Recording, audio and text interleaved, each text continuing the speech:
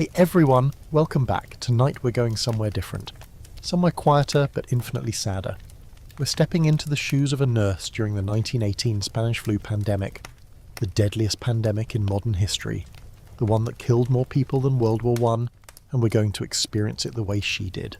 Day by day, hour by hour, patient by patient.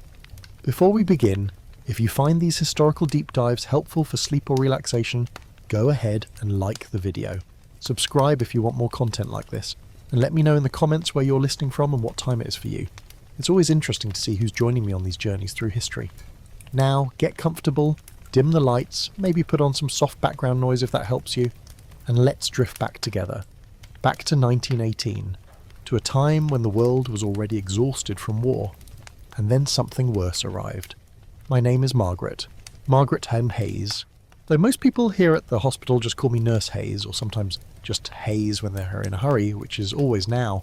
I'm 26 years old, which feels both young and ancient depending on the moment. I've been a nurse for 4 years. I trained at Philadelphia General Hospital, graduated in 1914, right before the world went mad.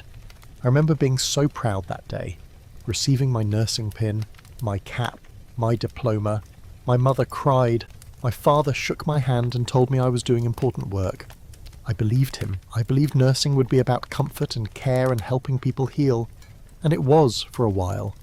Then the war came. Not our war, not at first, Europe's war, but we heard about it, read about the casualties, the wounded soldiers, the field hospitals overwhelmed with broken bodies. Some nurses I trained with volunteered to go overseas, to France, to Belgium, to help. I considered it. I truly did. But I stayed. Philadelphia needed nurses too. The city hospitals were always short-staffed, always struggling. I worked at Pennsylvania Hospital. On the medical ward mostly, we saw everything. Pneumonia, tuberculosis, typhoid, heart disease, strokes, the normal parade of human illness and suffering. It was hard work, long hours, 12-hour shifts, sometimes longer. But it was manageable. We had routines, we had resources, we had hope that most of our patients would recover. And then 1918 arrived. The year that changed everything. It started slowly. Or rather, it seemed slow at first. In the spring, there were reports of an unusual flu going around. Nothing too alarming. Flu happened every year. People got sick, most recovered, life went on. This one seemed a bit more contagious perhaps, but not dramatically different. I remember treating some of those early cases, young men mostly, soldiers from the Navy Yard, from the Army base at Fort Dix.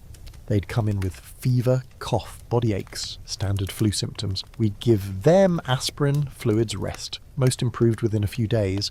Some developed pneumonia, which was concerning, but pneumonia was treatable if caught early. We'd lost a few patients, but not more than usual for flu season. By summer, it seemed to fade. We all relaxed a little.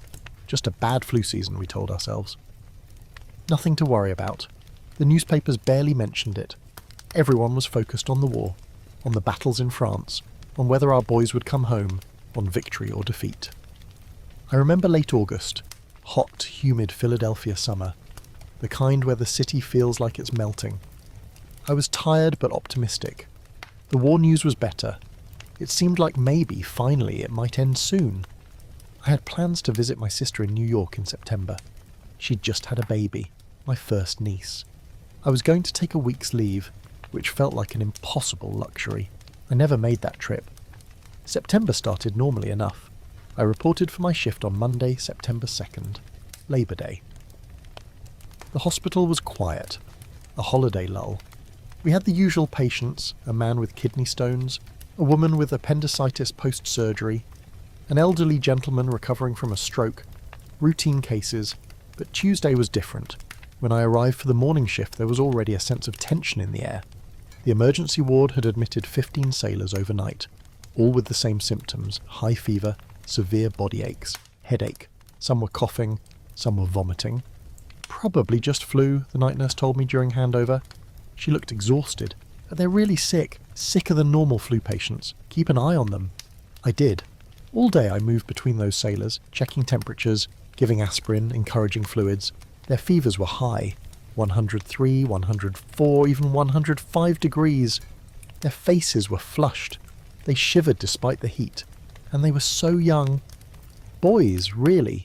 18, 19, 20 years old. They should have been at the peak of health. Instead, they were laid out miserable, frightened. By Wednesday there were 30, by Thursday 50. By Friday we'd stopped counting. They just kept coming. Sailors from the Navy Yard, civilians from the neighbourhood, soldiers passing through the city, all with the same thing, all desperately ill. The hospital administration held an emergency meeting. I wasn't invited, I was just a nurse, but we heard the results. All elective surgeries postponed, all available beds converted for flu patients, all staff on extended shifts, no leave, no exceptions. We were at war, they said. Not with Germany now, but with influenza.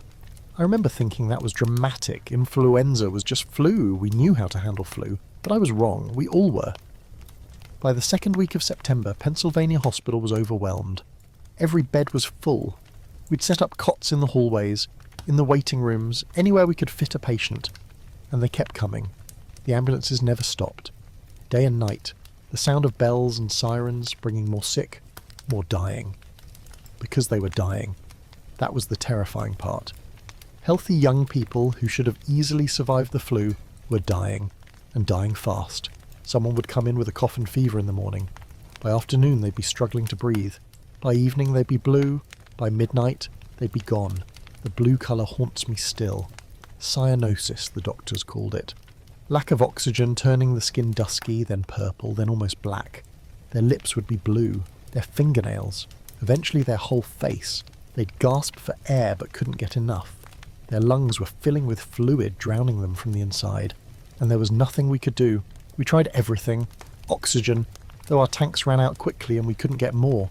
Camphor injections to stimulate the heart. Morphine for the pain and terror. Bloodletting, which some old doctors swore by, though it seemed to make things worse. Prayer, which was all we had left when everything else failed. I worked 16-hour shifts, sometimes longer. We all did. There weren't enough nurses, there weren't enough doctors, there weren't enough beds or supplies or anything. The hospital put out desperate calls for volunteers. Retired nurses came back. Medical students who hadn't yet graduated were pressed into service. Women from the community with no training at all showed up to help. We tried to train them quickly, how to take a temperature, how to give water to someone too weak to hold a cup, how to change soiled sheets, how to recognise when someone was dying. That last one was the hardest. How do you teach someone to see death approaching, to know when it's time to stop fighting and just provide comfort? My feet hurt constantly, my back ached. My hands were raw from washing them over and over with harsh soap. We'd been taught in nursing school about hygiene, about preventing infection. Wash your hands between patients, boil instruments, isolate contagious cases. But how do you isolate hundreds of people with the same thing? How do you maintain sterile technique when you're running from bed to bed, crisis to crisis, death to death? I wore a gauze mask. We all did. 4 layers of gauze tied behind our heads, covering nose and mouth. It was supposed to protect us, filter out the infectious particles. In reality, it just made it harder to breathe and did nothing to stop the disease. We still got sick, nurses, doctors, volunteers. We dropped like everyone else. Sarah Mitchell was the first nurse on our ward to fall ill. She was younger than me, just 22, bright and cheerful despite everything. She'd been working alongside me for weeks, caring for the endless stream of patients. On a Tuesday morning in late September, she didn't show up for her shift. Someone went to check on her room in the nurse's residence. They found her in bed, burning with fever. We moved her to a patient room, tried to care for her as we cared for the others, but we were so busy, so overwhelmed. I'd stop by when I could, hold her hand, wipe her forehead, tell her she'd be fine. She died 3 days later, 22 years old. I helped prepare her body for the morgue. I prepared hundreds of bodies by then, but Sarah's broke me. I cried for the first time since this all started. Not for long, I didn't have time, but I cried. The morgue was another horror. It was designed to hold maybe a dozen bodies. By October it held 50, then 100. They were stacked on the floor, in the hallways, anywhere there was space. The undertakers couldn't keep up. There weren't enough coffins, weren't enough gravediggers. Bodies waited days for burial. The smell was indescribable. Outside the hospital, the city was collapsing. Schools closed, churches closed, theatres and restaurants shut down, public gatherings banned. People were told to avoid crowds, wear masks, stay home if possible. But life had to continue somehow. People needed food, needed supplies, needed to work. So they went out and they got sick and they came to us. The telephone in the ward nurse's station rang constantly, desperate calls. "Please, my husband can't breathe." "My daughter is coughing up blood. Can you send an ambulance?" We had to tell them no. There were no ambulances available. "Bring them in yourself if you can. If you can't, keep them comfortable. We'll try to send someone, but we can't promise when." I took one of those calls in early October. A woman, her voice shaking. My baby girl, she's burning up and she won't stop crying. Please, please help me." "How old is she?" I asked, trying to keep my voice calm. 6 months, just 6 months old." My heart sank. Babies weren't supposed to get this flu. Or rather, the spring version hadn't affected babies much. But this fall wave was different. It killed across all ages, though it seemed to particularly love the young and healthy, paradoxically. The very people who should have survived. "Bring her in," I said, "as fast as you can." She came. I remember her because she arrived just as I was starting a rare break. I'd sat down for the first time in 8 hours, had a cup of terrible coffee in my hand, was trying to eat a sandwich that tasted like sawdust, and this woman burst through the door holding a tiny bundle. The baby was indeed burning with fever. Listless. Not crying anymore, which was worse. Babies should cry. Silence meant they didn't have the energy left. I took the child, directed the mother to wait, and brought the baby to the paediatric section we had hastily set up. Dr. Richardson examined her. Young for a doctor, maybe 30. He'd been working as long as I had, maybe longer. His eyes were red with exhaustion. He listened to the baby's lungs, took her temperature, looked at her colour. "Pneumonia," he said quietly. "Both lungs. There's nothing we can do." "We have to try," I said. "With what? We're out of oxygen, out of most medications. We can keep her comfortable, but Margaret, you know how this goes." I did know. I'd seen it too many times. But this was a baby. 6 months old, she'd barely had a chance to live. We kept her anyway, made space in a crib. The mother refused to leave. She sat beside the crib all day, all night, holding her daughter's tiny hand through the bars. I checked on them every hour, gave the baby water with a dropper, wiped her with cool cloths, held her when she struggled to breathe. She died at dawn the next day, just stopped breathing. One moment she was fighting, the next she was gone. The mother's scream echoed through the ward. That sound stays with you, the sound of a parent losing a child. I helped her hold the baby one last time, let her say goodbye. Then I had to take the tiny body away, to the overflowing morgue. I had to move on to the next patient, the next crisis, because there was always a next patient. October was the worst month of my life. Every day brought fresh horror. Every shift brought more death. We ran out of everything. Clean sheets, bedpans, thermometers, ice for bringing down fevers. At one point we were out of aspirin, the one thing that seemed to help at all with the pain and fever. The volunteer nurses, brave women with no medical training, did their best. But some of them couldn't handle it. They'd see their first death and collapse, or they'd work for a day and never come back. I didn't judge them. This wasn't what they'd signed up for. This wasn't what any of us had signed up for. The trained nurses, we kept going because we didn't know what else to do. This was our job, our calling. People were dying and they needed us. And if all we could do was hold their hand at the end, even if all we could offer was a sip of water and a kind word, it mattered. It had to matter. I stopped going back to my room most nights. I'd sleep in the nurses' lounge for a few hours when I absolutely couldn't stay awake anymore. Then I'd wash my face, change into a clean uniform if one was available, and go back to the ward. Sleep when I did manage it was fitful, full of nightmares. Faces of patients, the sound of gasping breaths, the smell of death. Food became something I did only because my body demanded it. I lost weight I didn't have to lose, my uniforms hung loose, my face became gaunt. I saw myself in a mirror one day and didn't recognise the woman looking back. Hollow-eyed, pale, old. I was 26 but looked 40, and still it continued. Through September, through October, into November, the newspapers, when they dared to report on it, called it the Spanish flu. Not because it started in Spain, but because Spain, neutral in the war, didn't censor their press. They reported on the pandemic while other countries tried to keep it quiet for morale, so it got Spain's name unfairly. We called it other things, the Purple Death, because of the cyanosis, the 3-day fever because that's often how long it took to kill, the plague. We stopped using its name after a while. It was just it. It was here. It was killing people. It wouldn't stop. I remember a brief moment of hope in mid-October. On fewer days, admission slowed. The emergency ward wasn't packed wall to wall. We thought maybe it was ending. Maybe we'd survived the worst. Then it surged again, worse than before. More patients, sicker patients, younger patients. We'd see whole families wiped out, father, mother, children, all dead within days of each other. Who would bury them? Who would care for the orphans? The city set up emergency hospitals. In schools, in warehouses, anywhere with space. They called for more nurses. I thought about volunteering to go to one of these makeshift facilities, but I couldn't leave Pennsylvania Hospital. It felt like abandoning ship. These were my patients, my ward, my responsibility. Besides, I wasn't sure I could handle starting over somewhere new. Learning a new layout, working with new people. Here, at least, I knew where things were, knew which doctors would listen to a nurse's input, knew which volunteers could be trusted with critical tasks. It was familiar hell, and familiar was better than nothing. By late October, I'd stopped counting the dead. It was too depressing, too overwhelming.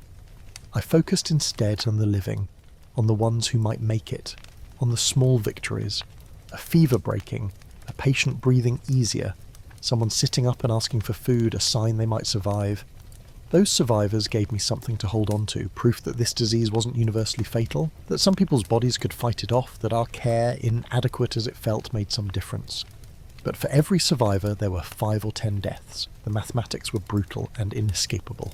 Let me tell you about a typical day. If anything could be called typical during those months. I'll describe November 3rd, 1918. I remember it because it was a Sunday, and Sundays used to mean something. Church, rest, family dinners, but not anymore. I woke at 5 in the morning on a cot in the nurse's lounge. I'd slept maybe 4 hours, still in my uniform because I'd been too exhausted to change. My back ached from the thin mattress, my feet throbbed before I even stood up. I splashed cold water on my face from the small sink, trying to wake myself fully. The face in the mirror was a stranger's. Dark circles under bloodshot eyes.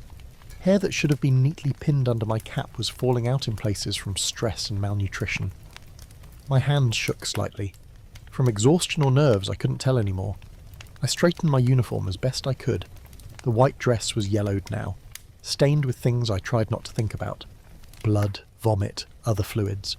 We laundered them when we could, but the hospital laundry was as overwhelmed as everything else. Sometimes I wore the same uniform for 3 days straight. My cap was still relatively crisp. I pinned it on carefully. It mattered, somehow, maintaining that small bit of professional appearance. That symbol that I was a trained nurse, not just someone who'd wandered in off the street to help. Though the volunteers were doing God's work, and I was grateful for every one of them. I tied my gauze mask over my nose and mouth. The fabric was damp from yesterday, but it was all I had. We were supposed to change masks frequently, but there weren't enough. Some nurses had started making their own from whatever fabric they could find, handkerchiefs, torn sheets, anything. At 5:30 I reported to the main medical ward. Night shift was still there, looking as exhausted as I felt. I started my rounds at bed 1. The beds were numbered, a small attempt at order in the chaos. Bed 1 held a man named Thomas Walsh, mid-30s, accountant, married, 3 children. He'd been admitted 5 days ago and was actually improving, one of the lucky ones whose fever had broken and whose lungs had started to clear. "Good morning, Mr. Walsh," I said, checking his chart. "How are you feeling today?" "Better, Nurse Hayes." His voice was weak but steroidy. "Much better. Do you think I might go home soon?" I smiled behind my mask. He couldn't see it, but maybe he could hear it in my voice. "Let me check your lungs." I listened with my stethoscope. The rails, the crackling sound of fluid, were much diminished. His breathing was easier, his colour was good, normal pink, not the terrible blue. "You're doing well," I told him. "Maybe another few days and Dr. Richardson will discharge you." He closed his eyes in relief. "Thank God, thank God. My wife, she's been so worried. And the children, they'll be very glad to see you," I assured him. I didn't tell him that his wife had called every day, sometimes twice a day, desperate for news, that she'd begged to visit, but we couldn't allow visitors. Too much risk of spreading the disease further. I moved to bed 2. Mrs. Eleanor. Sure. 62. Widow. She'd been admitted 3 days ago and was not doing well. Her fever remained high despite all the aspirin we could give her. Her breathing was laboured. When I pulled back her blanket to check her, I saw the blue tinge starting on her lips. "Mrs. Shaw?" I touched her hand gently. "Can you hear me?" Her eyes opened, unfocused. She mumbled something I couldn't understand. I checked her pulse. Rapid and thready. Not good. I made a note on her chart. Condition deteriorating, monitor closely. What else could I write? We had no treatment that would help, just supportive care. Keep her as comfortable as possible. Wait and see if her body could fight off the infection. Bed 3 was empty. We'd stripped it after the overnight death, but there hadn't been time to make it up with fresh sheets. I did it myself, quickly. Clean bottom sheet, pillow, blanket. Within 10 minutes, an orderly brought a new patient. Young woman, maybe 20, unconscious, already blue. "From the emergency ward," the orderly said. "No beds down there. They said bring her up here." We lifted her into the bed together. I checked her breathing. Shallow, rapid. Her lungs sounded like she was drowning. She probably was from the inside. "Has anyone contacted her family?" I asked. The orderly shrugged. "Don't know. Emergency is swamped. You want me to check?" "Please. If she has family, they should know she's here." He left. I stayed with the young woman for a moment. Smoothed her hair back from her sweating forehead. She was someone's daughter. Maybe someone's wife. She should have her whole life ahead of her. Instead, she was probably going to die in the next few hours in a hospital bed, surrounded by strangers.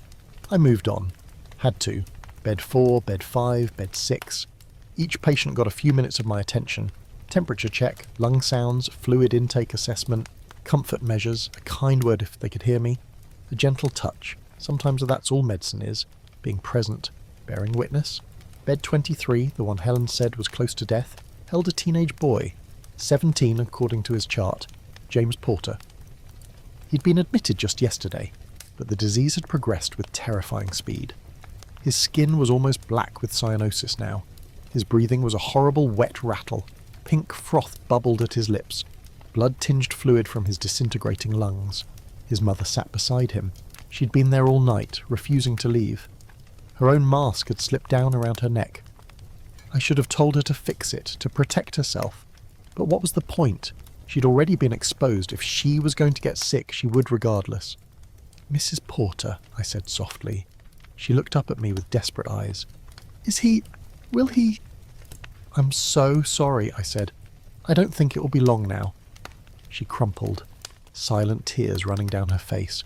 She took her son's hand, the one that wasn't clenched in a fist from the struggle to breathe. Can you do anything?" she begged. "Anything at all?" I wished I could say yes. Wished I had some miracle treatment, some way to pull him back from the edge. But I didn't. No one did. "I can give him morphine," I said. "It will help with the pain, make it easier." She nodded, unable to speak. I prepared a morphine injection. We were running low, had to ration it, but this boy was dying. He deserved whatever comfort we could provide. I administered it gently into his arm. Within a few minutes his breathing eased slightly. The horrible gasping lessened. His face relaxed. 15 minutes later he was gone. Just stopped breathing. The silence after all that struggling was profound. Mrs. Porter let out a sound I'd heard too many times. A wail of grief that came from somewhere so deep it seemed to shake the foundations of the building. I helped her say goodbye. Let her hold him one more time, then I had to gently guide her away. We needed the bed. There were people waiting, always people waiting.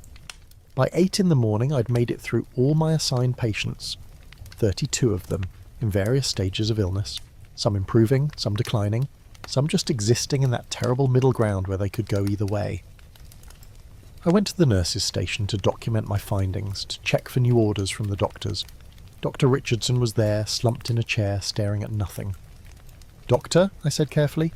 He looked up. "Margaret. How many last night?"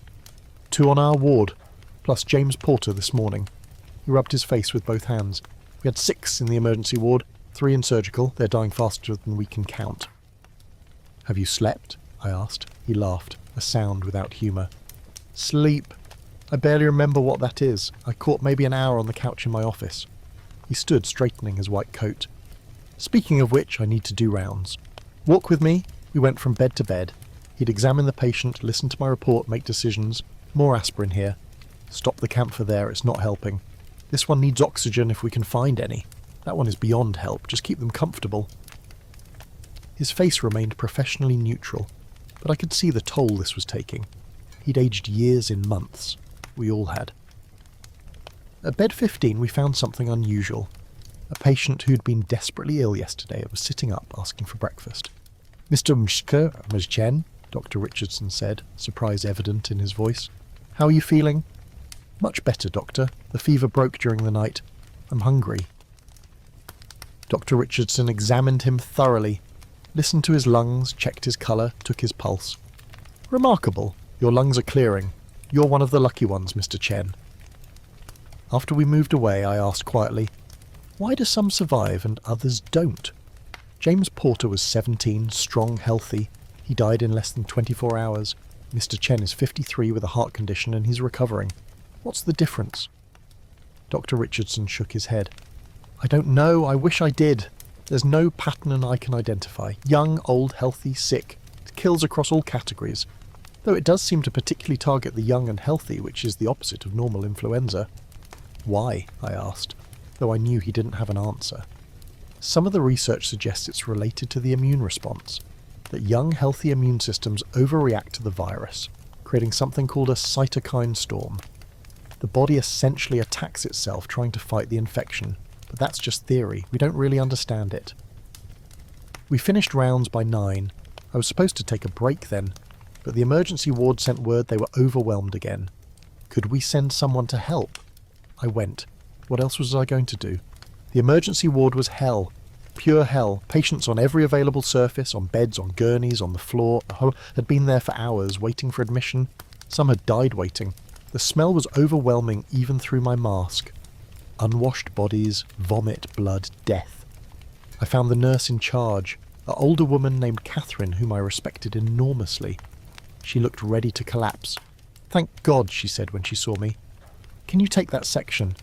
She pointed to a corner where maybe 15 patients were crowded together. I waded in, started triaging. Who needed immediate attention? Who could wait? Who was beyond help? These were terrible decisions to make, but necessary. We simply didn't have the resources to treat everyone equally. A middle-aged woman, semi-conscious, fever of 105, move her to the critical area. A young man, conscious and alert despite his fever. He could wait. An elderly gentleman who wasn't breathing. I checked for a pulse. None. He died and no one had noticed yet. I closed his eyes, marked his chart, moved on. This was what we'd become, so hardened to death that we could step over the bodies and keep working, so focused on the salvageable that we couldn't spare time for grief.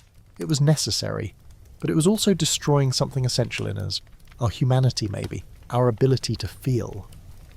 I worked in emergency until noon, then stumbled back upstairs, desperately needing food and water. The cafeteria was serving lunch, watery soup and bread. I ate standing up, too tired to sit. The food had no taste. I ate it anyway, knowing I needed the fuel. Other nurses were there. We didn't talk much. What was there to say? We all knew what each other was going through. Words seemed superfluous. I was back on the ward by 12:30. Afternoon rounds, more of the same. Check patients, administer medications, provide comfort. Watch some improve, watch others deteriorate. Hold hands, close eyes.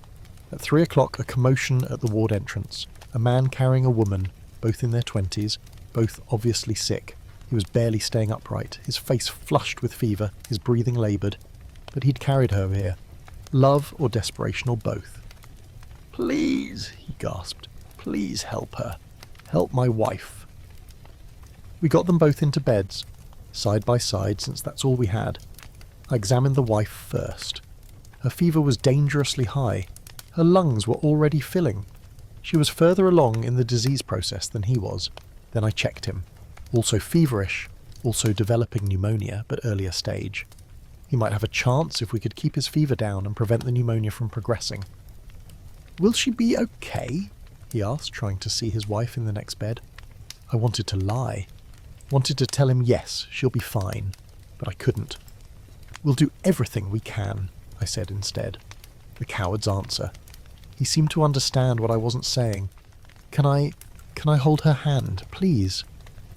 I adjusted their bed so they were closer together.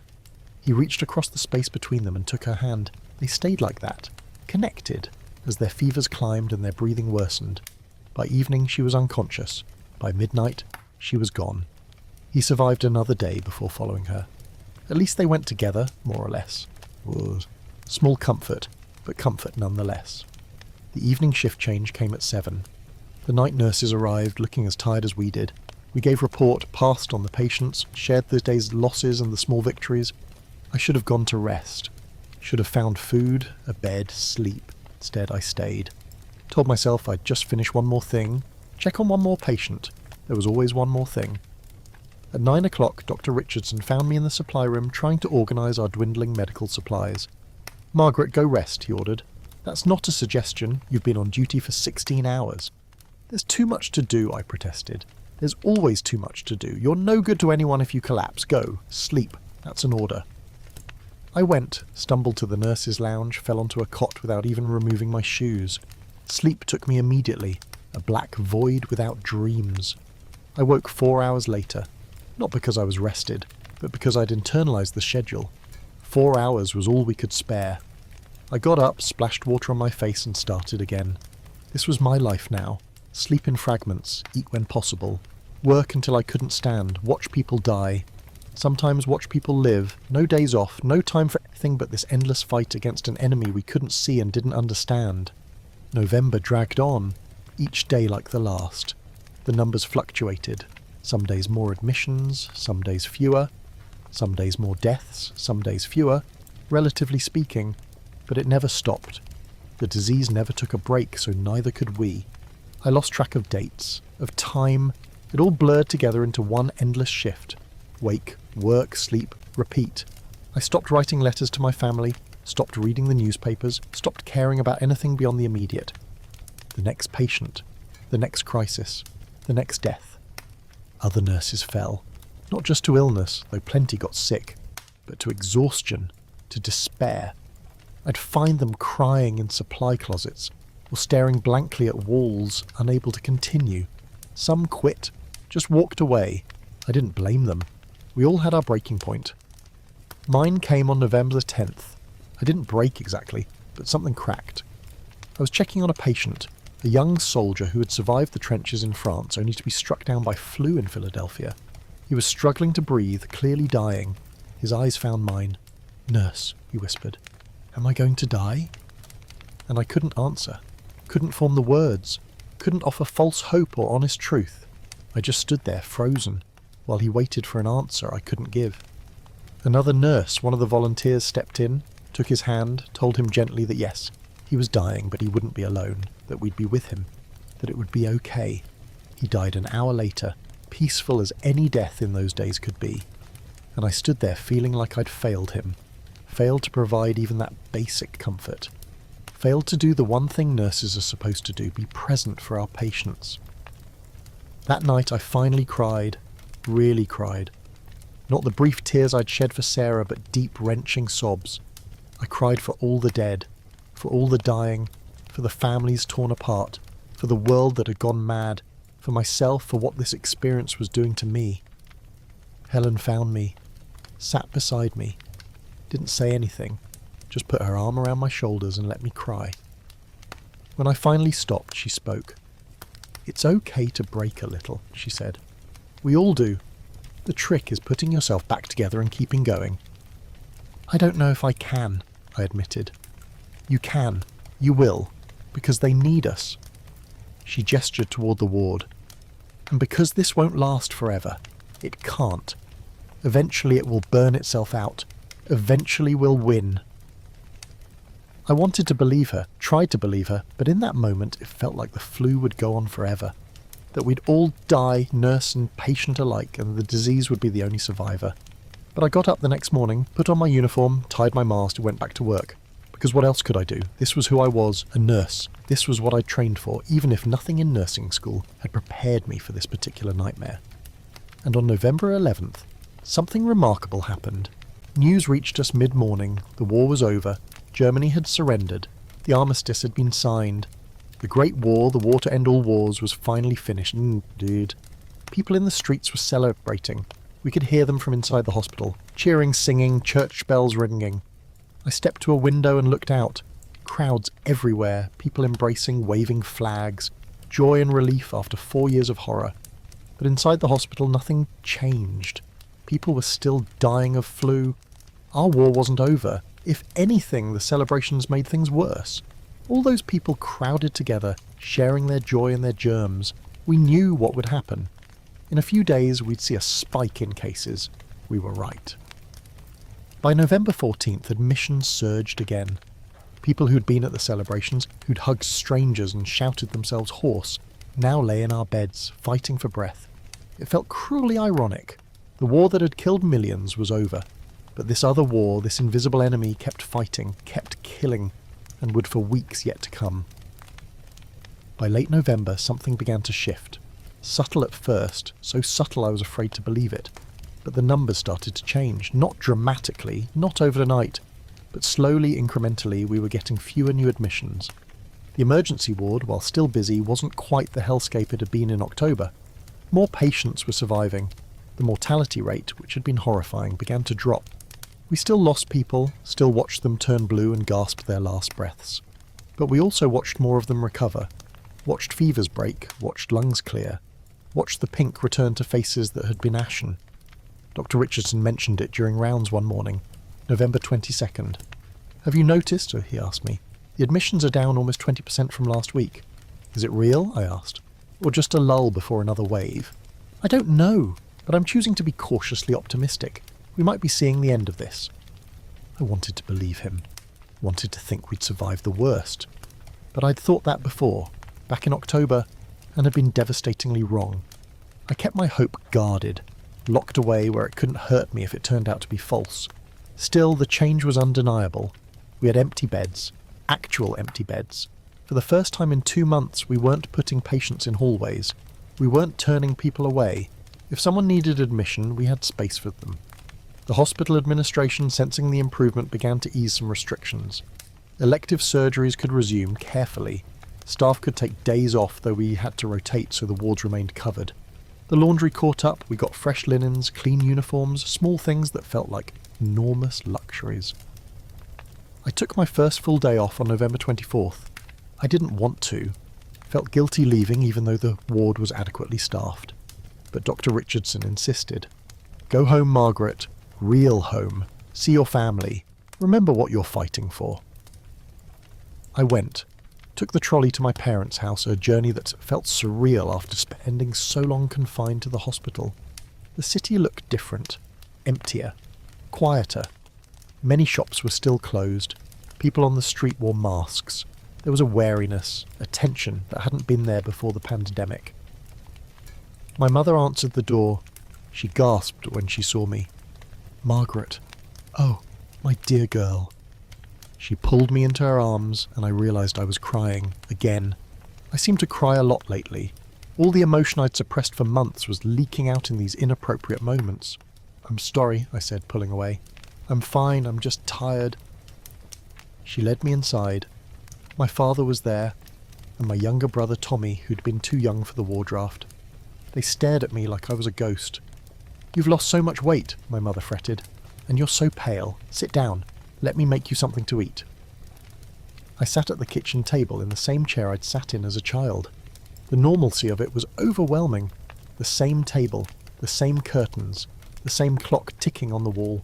The world had ended at the hospital, but here in this kitchen, everything was exactly as it had always been. My mother made soup and sandwiches. I tried to eat, but my stomach had shrunk. A few bites and I was full. She looked distressed. "You need to eat more, you're wasting away." "I'll try, Mother. I'm just not very hungry lately." My father asked careful questions. How was the hospital? How many patients were we seeing? Was it true that young people were dying more than old? I answered briefly, not wanting to burden them with the full horror of what I'd witnessed. Tommy, 17 and full of teenage bravado, asked, "Weren't you scared? Being around all those sick people?" "Yes," I said simply, "every day." "But you went anyway." "It's my job, and they needed help." He looked at me with something like awe, which made me uncomfortable. I wasn't a hero, I was just doing what needed to be done, what any nurse would do. We talked about other things, safe things, Tommy's school, which had reopened, my father's work at the manufacturing plant, my mother's church auxiliary, which had been making masks and delivering food to quarantined families. Normal life, life continuing despite everything. At one point my mother asked, "Have you heard from your sister, from Mary?" My heart sank. I hadn't. I'd been so consumed with the hospital that I'd barely thought about Mary in New York, about the niece I'd never met because the pandemic had cancelled my visit. "No," I admitted. "I should write to her." "You should telephone," my mother said. "Tonight. Use our phone. I'm sure she's worried about you." I did call.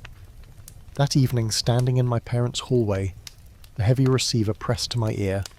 The operator connected me to Mary's number in Brooklyn. It rang several times. I was about to hang up when someone answered. "Hello?" A man's voice. "David, Mary's husband." "David, it's Margaret. Is Mary there?" A pause. Too long. My stomach clenched. "Margaret, I'm glad you called. I've been meaning to write, but what's wrong?" I demanded. "Is Mary sick?" "The baby?" "The baby is fine. She's here with my mother. But Margaret, Mary died 3 weeks ago. The flu." The floor seemed to tilt beneath me. I gripped the telephone table to stay upright. "What? No, that's not... She's young. She's healthy. She just had a baby." I know. It happened so fast. She got sick on a Tuesday. By Friday she was gone. I'm so sorry. I should have found a way to tell you sooner. But I didn't know how to reach you. I couldn't speak. Couldn't think. My sister. My only sister. Dead. Gone. While I'd been saving strangers, I'd lost my own family. "Margaret, are you there?" "I'm here," I managed. "The baby. You said the baby is okay?" "Yes, little Catherine is fine. She didn't get sick. She's with my mother for now until I figure things out." We talked a few more minutes, practical things. The funeral had already happened. A small graveside service because large gatherings were banned. Mary was buried in Brooklyn. David was trying to manage work and the baby and his grief all at once. When I hung up, my mother was standing in the hallway. She'd heard. She knew. "Oh, sweetheart," she said, reaching for me. But I stepped back. If she touched me, I'd shatter completely. "I need to go back," I said. "To the hospital. They need me." "Margaret, you just got here. You have the whole day. I need to go back." I left. Caught the next trolley. Returned to the hospital, to the ward, to work, because that's what I knew how to do. I knew how to care for patients, how to check vital signs, how to administer medications. I didn't know how to grieve, didn't know how to sit still with the enormity of this loss. Helen found me at the nurses' station, mechanically organising charts even though it wasn't my shift. "I thought you had the day off," she said. "My sister died." The words came out flat, emotionless. 3 weeks ago, the flu, I didn't even know. Helen pulled me into the supply closet, the same one where I'd cried before. She made me sit on an overturned crate. "Tell me about her," she said. So I did. Told her about Mary, 4 years older than me. Always the pretty one. The social one. She'd married David when I was in nursing school. They'd moved to New York for his job. She'd had the baby in August, a little girl named Catherine after our grandmother. Mary had written me long letters about motherhood, about how tired she was, but how happy. How perfect little Catherine was. The last letter had come in September, before everything got bad. I'd read it once, meaning to respond, but then the flood of patients hit, and I never did. That letter was still in my room somewhere, unread, unanswered. "It's not your fault," Helen said, reading my thoughts. "I could have visited her. Back in September I was going to take leave. If I had, maybe I could have helped. Maybe you would have gotten sick too. Maybe you would have died and couldn't have helped any of the people here. You can't think like that, Margaret. The flu took who it took. There was no rhyme or reason to it." But knowing that didn't make it hurt less. I worked my shift that night, even though I wasn't scheduled. Threw myself into the familiar routine. Temperature checks, medication rounds, comfort care. I focused on the living because I couldn't face the dead. In the early morning hours, when the ward was quiet and most patients were sleeping, I finally let myself feel it. Sat in the darkened nurses' station and cried for Mary. For the sister I'd never see again. For the niece who'd grow up without her mother. For all the other Marys, all the other losses this pandemic had caused. Dr. Richardson found me there at dawn. "I heard about your sister," he said quietly. "I'm sorry." "Thank you." He sat down across from me. "You know, I lost my brother. back in October. He was a doctor too, in Boston, treating flu patients. He got sick and died within 48 hours. I looked up at him, surprised. I didn't know. You never said. What was there to say? Everyone's lost someone. Everyone's grieving. Sharing it doesn't make it easier. Then why tell me now? Because you need to know you're not alone, that others understand, he paused. And because you need to take care of yourself. I've been watching you, Margaret. You're burning out. You can't save everyone. You can't even save the people you love sometimes. But you can save yourself. You have to. I don't know how, I admitted. One day at a time, one patient at a time. And you have to forgive yourself for being human, for not being omnipotent or omnipresent, for doing the best you could with what you had. His words helped, a little. Not enough to erase the guilt or the grief, but enough to let me keep going. The days after that were strange.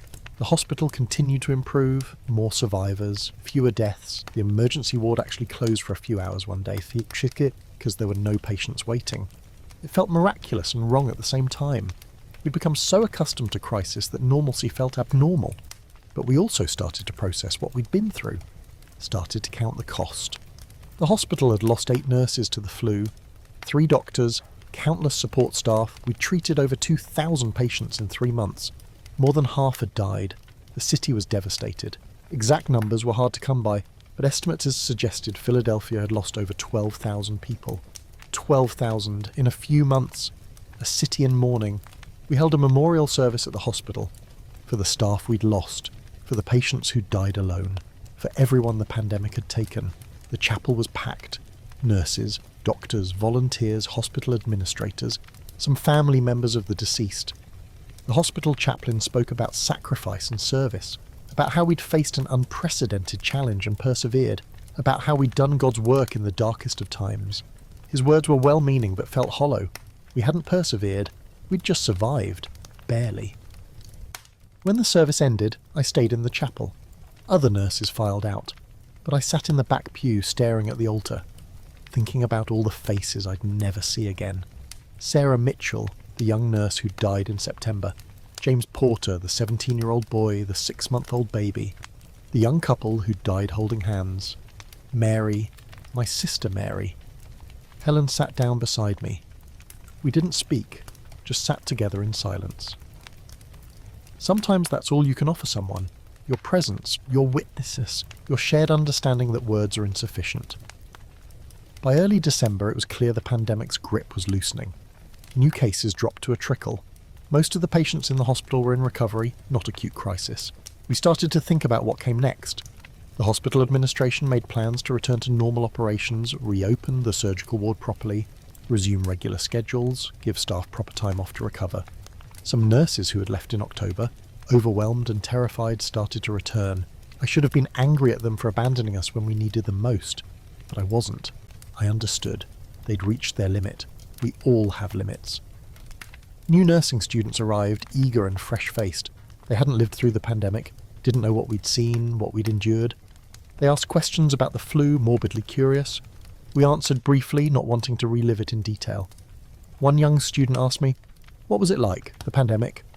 I looked at her, 19, maybe 20, full of idealism and energy, everything I'd been 4 years ago when I graduated. "It was hell," I said simply. "But we survived it." She seemed disappointed, like she wanted a more detailed answer. A horror story to thrill her classmates with. But I couldn't give her that. Couldn't reduce the experience to entertainment. On December 10th, we discharged our last flu patient. A middle-aged man who'd been sick for 3 weeks but had finally turned the corner. We wheeled him to the front entrance where his wife was waiting.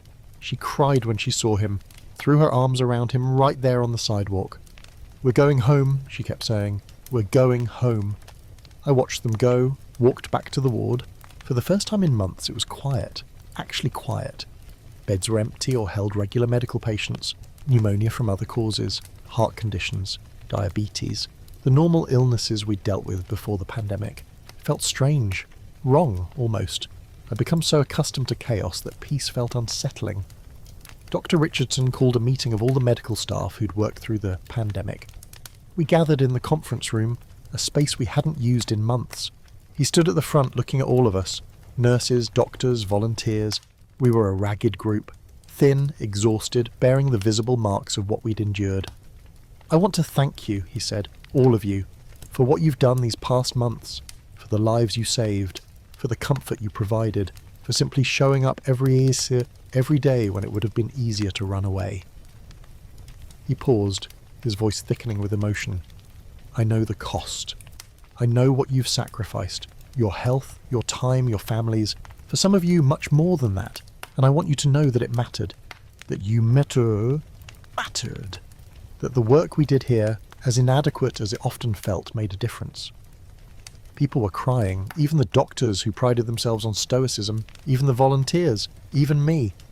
"The pandemic isn't over everywhere," Dr. Richardson continued.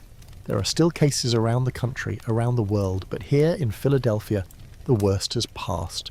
We can start to heal, start to recover, start to remember what it was like before. But could we? Could any of us really go back to who we'd been before? The pandemic had changed us, fundamentally and irreversibly. We'd seen too much, lost too much, endured too much. That night I went to my room in the nurse's residence for the first time in weeks, really looked at it. It was small, Spartan. A bed, a desk, a wardrobe, but it was mine, private, quiet. I found Mary's last letter in the desk drawer, unfolded it with shaking hands. Her handwriting, so familiar, filled the page. She wrote about Catherine's first smile, about how David was being sweet but useless with diapers, about hoping to visit Philadelphia soon, once the baby was a bit older. She'd never visit. Catherine would never know her mother, and I'd never get to tell Mary that I was sorry. Sorry for not writing back, sorry for not being there, sorry for everything. I kept the letter, put it in my nursing textbook, the one from school that I still carried with me. A reminder, a memorial, a piece of Mary that I could keep. Sleep came hard that night. My bed felt too soft after weeks of sleeping on cots. The silence felt too loud after months of hospital noise. I lay awake, staring at the ceiling, thinking about everything and nothing. Eventually exhaustion won. I slept, deeply. For the first time in months, I slept without being jolted awake by emergencies, without nightmares, just dark, dreamless sleep. When I woke, it was late morning. Sunlight streamed through the window. I'd slept for nearly 12 hours. My body had finally claimed the rest it desperately needed. I felt different. Not better, exactly. The grief was still there, the exhaustion, the trauma of what I'd witnessed. But underneath all that, something else. A small, fragile thing that might have been hope. The pandemic was ending. We'd survived. And maybe, just maybe, we could find a way to live with what we'd seen, to carry it without being crushed by it, to remember without being destroyed.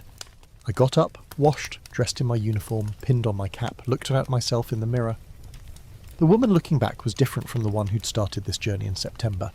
Older, harder, sadder, but also stronger. Tested and not broken. Bent, but not destroyed. I went to the hospital, reported for my shift, because that's what nurses do. We show up. We care for people. We bear witness. We endure. The ward was calm, orderly, patients resting comfortably. No emergencies, no crisis, just normal nursing work, and it was enough. More than enough. It was everything. December brought something we hadn't experienced in months. Routine. The kind of predictable, manageable routine that defines normal hospital nursing. Patients came in with ordinary ailments. We treated them with standard protocols. Most recovered and went home. Some didn't, but their deaths were expected, natural in the course of their illnesses, not the sudden, violent endings the flu had brought. I found myself having to relearn how to be a regular nurse, how to take my time with patients instead of rushing from crisis to crisis, how to document thoroughly instead of scribbling the bare minimum, how to think about prevention and education, not just emergency intervention. It should have been a relief, and in some ways it was, but it was also disorienting. I'd spent 3 months in survival mode. My body and mind had adapted to constant stress, constant urgency. Now, without that, I felt oddly unmoored, like a soldier returned from war who can't adjust to peacetime. Other nurses felt it too. We didn't talk about it much, but I could see it in their faces, the hypervigilance, the startled reactions to sudden sounds, the way we'd all tense when someone coughed, automatically assessing whether it was just a regular cough or something more sinister. Helen and I were restocking supplies one afternoon when she said quietly, Do you ever feel like it's not really over? Like it's just hiding, waiting to come back? Every day, I admitted. Every time someone comes in with a fever, my first thought is the flu, even though I know it's probably not. I had a nightmare last night, she continued. The ward was full again, people dying. We ran out of beds, out of medicine, out of everything, and I couldn't help any of them. I just stood there, frozen. I'd had similar dreams. We all had, I suspected. The pandemic had marked us in ways that wouldn't heal quickly, if they ever healed at all. The hospital tried to help.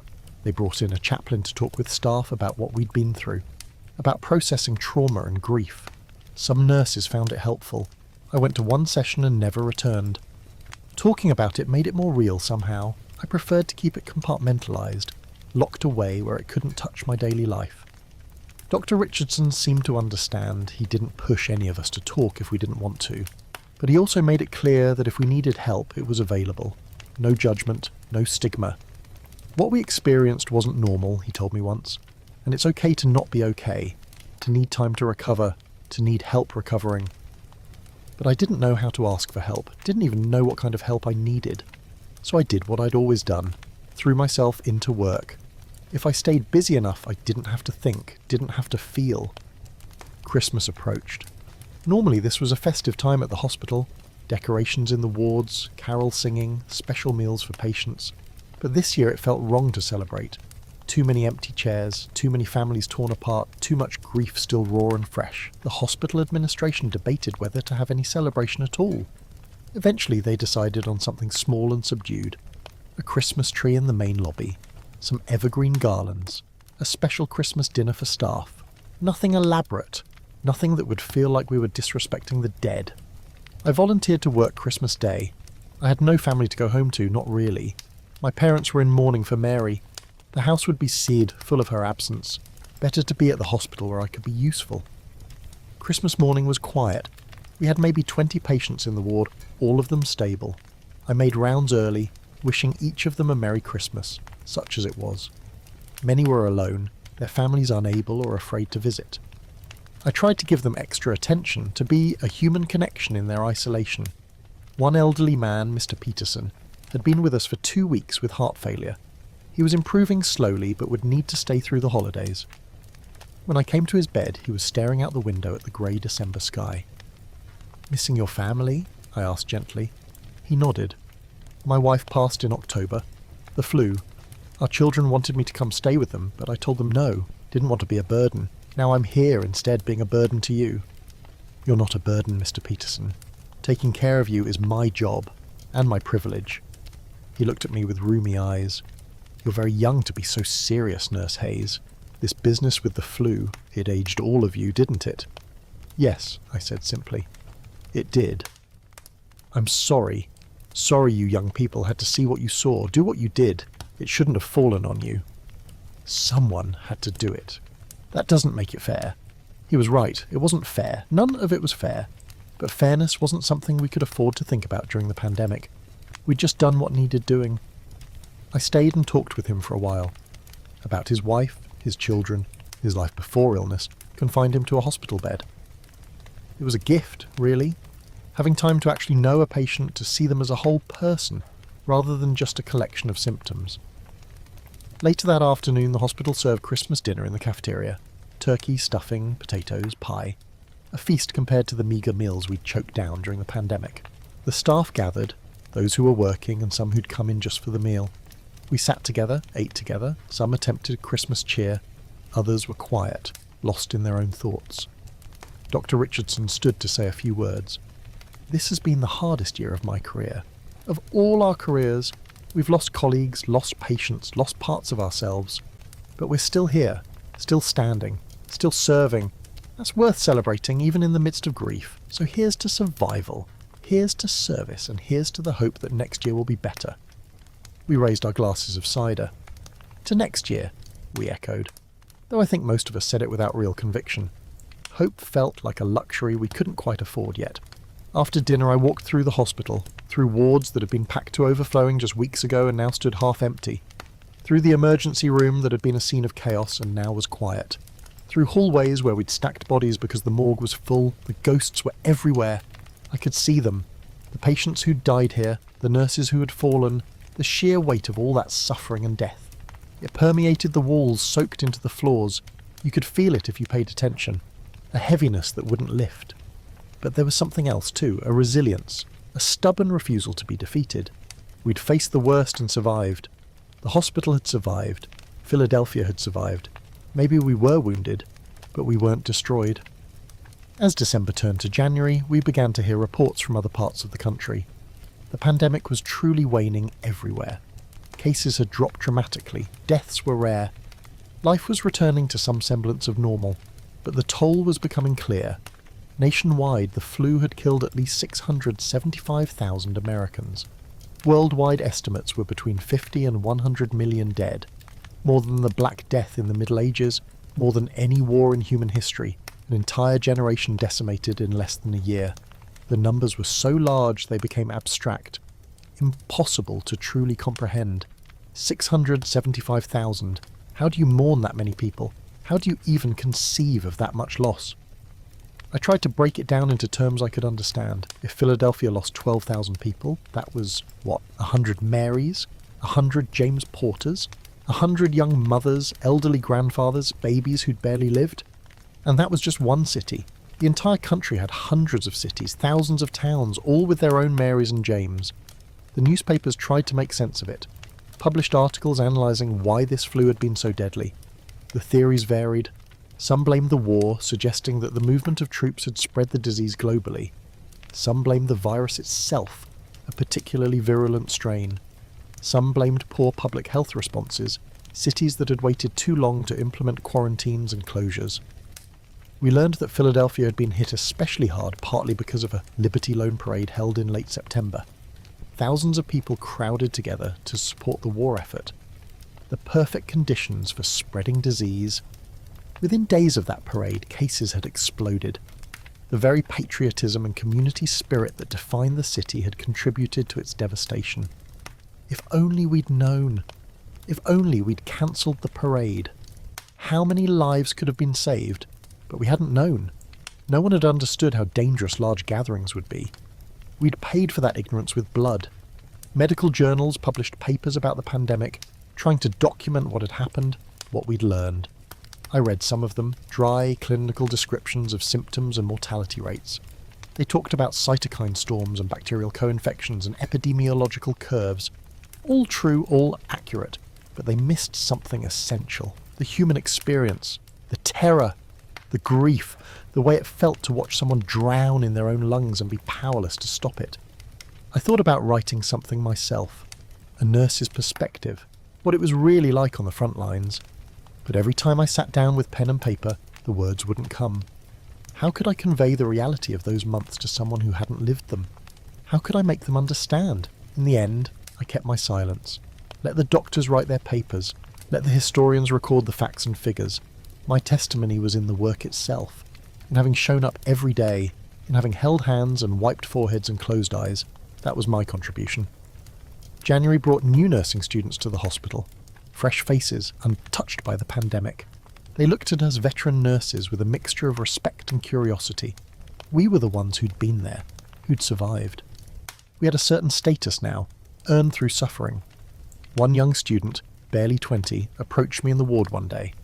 "Nurse Hayes, I've heard about what you did during the pandemic, about how you worked for months without a break, how you saved so many people." I almost laughed. Saved so many people. I'd watched hundreds die. For every patient who survived, 5 hadn't. How was that saving people? "I did my job," I said curtly, "same as everyone else. But still, it must have been incredible, being part of something so important, so historic." She had no idea what she was saying. Incredible wasn't the word. Horrifying, devastating, soul-crushing. Those were better words. "It was necessary," I said instead, "and I hope you never have to experience anything like it." She looked disappointed, like I'd deflated her romantic notions of heroic nurses battling disease. Good. Let her be disappointed. Let her keep her innocence as long as possible. She'd lose it soon enough in the regular course of nursing. She didn't need to seek it out. But her words stayed with me. Historic. Important. Was it? At the time, it had just felt like drowning. like being swept up in something far larger than ourselves with no control over the outcome. We'd done what we could, but it had never felt like enough. Yet maybe that was the point. Maybe the importance wasn't in grand gestures or miraculous cures. Maybe it was in the small things. The water offered to a dying patient. The hand held through the night. The dignity preserved even in death. Those moments hadn't felt important while they were happening, but maybe they were the most important things of all. February arrived cold and dreary. The hospital settled into its new normal. We had our regular patient load, our regular rhythms. Staff meetings were about budget and staffing levels, not about how to handle overwhelming casualties. Ordinary problems felt like blessings. I requested a meeting with the director of nursing. Officially, I wanted to discuss my schedule and responsibilities. Unofficially, I was considering leaving. Not nursing entirely, but maybe Pennsylvania Hospital. Maybe Philadelphia. There were too many ghosts here. Mrs. Roberts, the director, was a formidable woman in her 50s. She'd been a nurse for 30 years and had run the nursing department with an iron fist for the last 10. During the pandemic, she'd been everywhere at once, solving problems, finding resources, supporting her staff. I respected her enormously. "Nurse Hayes," she greeted me. "Please, sit down. What can I do for you?" I sat, suddenly unsure how to phrase what I wanted to say. "I've been thinking about my future here. At the hospital." She studied me with sharp eyes. "You're thinking of leaving?" Maybe. I don't know. Everything here reminds me of the pandemic, of the people we lost. I'm not sure I can move past it while I'm still here." She nodded slowly. "I understand. You wouldn't be the first. We've already lost 6 nurses who've decided to leave the profession entirely. The pandemic broke something in them. I don't want to leave nursing," I said quickly. "I still believe in the work. I need a change, something different." "Have you considered where you might go? What kind of nursing you'd want to do?" I hadn't, really. Maybe public health, education, something focused on prevention rather than crisis response, so this doesn't happen again. Mrs. Roberts leaned back in her chair.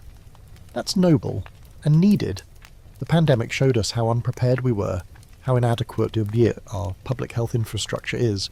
We need nurses in those roles, teaching communities about hygiene and disease prevention." "But," I prompted, hearing the hesitation in her voice, "but I'd hate to lose you. You're one of our best nurses, Margaret. Skilled, dedicated, compassionate, even after everything you've seen. The hospital needs nurses like you. There are other nurses, younger ones, less damaged ones." "Damaged?" She raised an eyebrow. "Is that how you see yourself?" I thought about it. "Yes, the pandemic damaged all of us. We saw too much, lost too much. I don't know if we can ever be who we were before." "You're right," Mrs. Roberts said. "You can't be who you were before, none of us can. But that doesn't mean you're broken. It means you've been tested, forged in fire. You're stronger now, even if you don't feel it." "Don't feel strong? I feel exhausted, hollowed out." "That's normal. You've been through a trauma. Your body and mind need time to recover. But running away won't heal you. The memories will follow wherever you go." She was right, of course. I could leave Philadelphia, but I'd carry the pandemic with me. Mary's death, the faces of all those patients, the smell of the overcrowded wards, the sound of struggling breaths, those things were part of me now. "What should I do?" I asked, hating how lost I sounded. "Take more time. We can reduce your hours if that helps. Give you assignments that are less intense. Let you ease back into nursing instead of jumping right into full shifts. And talk to someone, a chaplain, a friend, anyone. Don't carry this alone." I left her office without making any decisions, but her words echoed in my mind. Don't carry this alone. But how could I not? Who could possibly understand except the others who'd been there? And they were all carrying their own burdens. That evening I found Helen in the nurses' lounge. She was darning a stocking, her movements mechanical and rhythmic. I sat down beside her. "Mrs. Roberts thinks I should talk to someone," I said without preamble. "About the pandemic, about how I'm feeling." Helen continued darning. "Are you going to?" "I don't know. What would I even say?" "The truth. That it was horrible. That you're struggling. That you lost your sister and you watched hundreds of other people die and it's tearing you apart." I looked at her, surprised by her bluntness. "Is that what you would say?" "That's what I do say. To myself, every night before I sleep. Acknowledging it doesn't make it better. But it makes it real. And real things can be dealt with eventually. It's the things we pretend don't exist that destroy us. We sat in silence for a while. Then Helen said, "I'm leaving."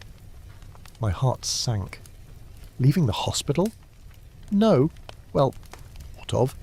I've requested a transfer to the paediatric ward. I can't work medical anymore. Can't see adult patients without remembering. But children? Maybe with children I can find some hope again. "That's a good idea," I said, and meant it. "What about you? What will you do?" "I don't know yet. But I'll figure it out. We all will, eventually." She nodded, tied off her thread, folded the stocking. "We survived, Margaret. That counts for something. Even on the days when it doesn't feel like enough, we survived. And we helped people survive. Never forget that." I wouldn't forget. Couldn't forget. The pandemic was etched into my bones now. But maybe Helen was right. Maybe survival counted for something. Maybe it was enough to build on, to move forward from. The next day I went back to Mrs. Roberts and told her I'd stay. At Pennsylvania Hospital, in Philadelphia, I'd take the reduced hours she offered. I'd try to talk to someone about what I'd been through. I'd give myself time to heal, and slowly, incrementally, I began to do just that. Heal. It wasn't linear. Some days I felt almost normal, other days the weight of it all crushed me. But I kept showing up, kept putting on my uniform, kept being a nurse, because that's what we do. We endure, we persist, and we carry on even when it feels impossible. Even when we're broken. Even when we're exhausted beyond measure. We show up, we care, we serve.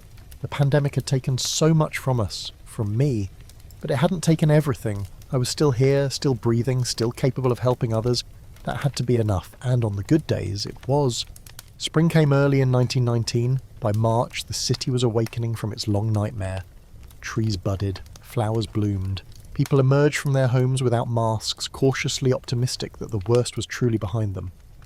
The hospital reflected this gradual thawing.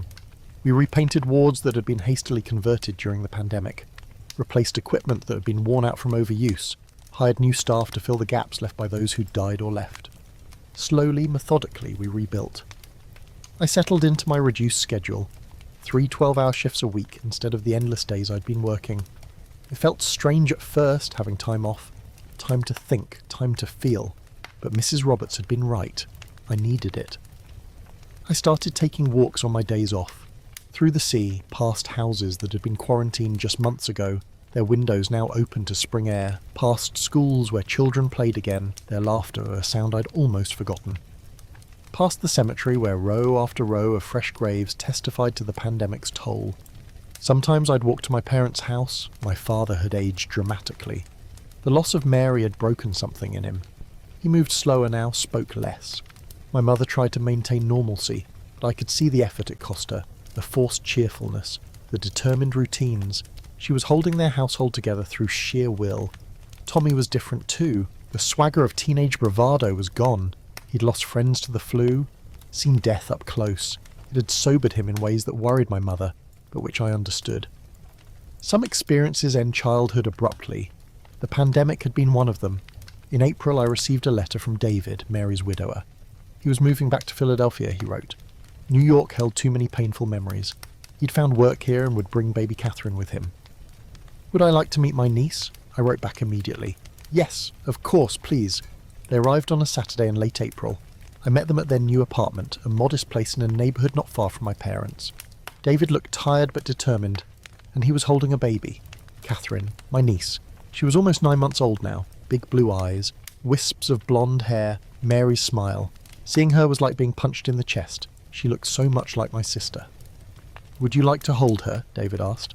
I took Catherine carefully. She was heavier than I expected, solid and real. She looked at me with solemn curiosity, then reached for my cap, trying to pull it off. She's beautiful, I managed to say around the lump in my throat. She is. Mary would have been so proud of her. We spent the afternoon together. David talked about his plans, finding steady work, creating a home for Catherine, maybe eventually finding someone to help raise her, though he wasn't ready for that yet.